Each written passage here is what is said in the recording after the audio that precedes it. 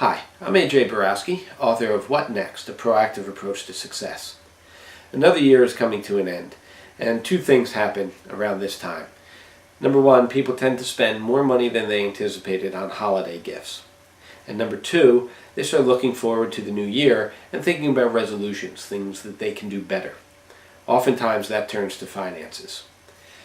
People think that when it comes to finances, they really have a problem with budgeting. If they could only budget their money better, they'd handle their finances better.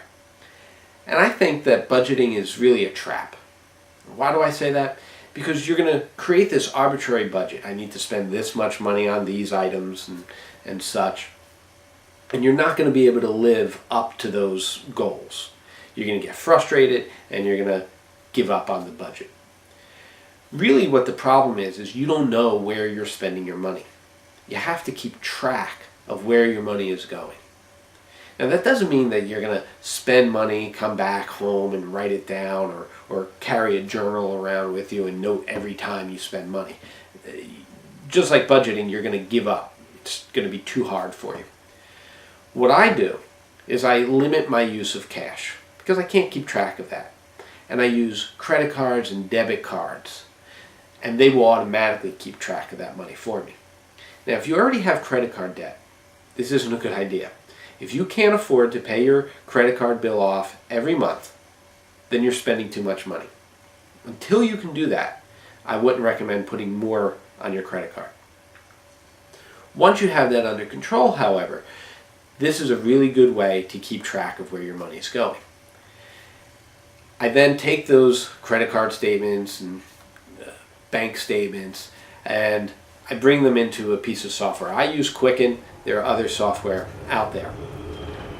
So if I open up Quicken right now and I go to the reports section, it will tell me what I've spent on various things. For instance, if I want to see how much I spent on gas for the car this year, I go to auto, fuel, and show the report. And I see that I spend more than I expected.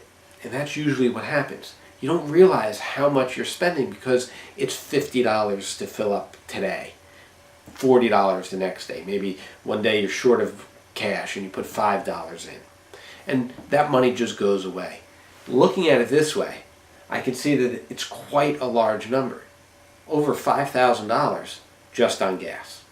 Now we have 2 cars, so it adds up even faster. What I want to do in future videos is show you how I use Quicken to keep track of my bills. If you do that, then you can see where you're spending money, where you're overspending money, and where you might be able to cut back. No need for a budget. You'll see your budget right here. You'll see exactly where the money's going. Thanks for listening. I hope you'll check out AskWhatNext.com for more information about my book, What Next? A Proactive Approach to Success. You'll also find my blog there and links to these videos. I'm A.J. Borowski. Thanks.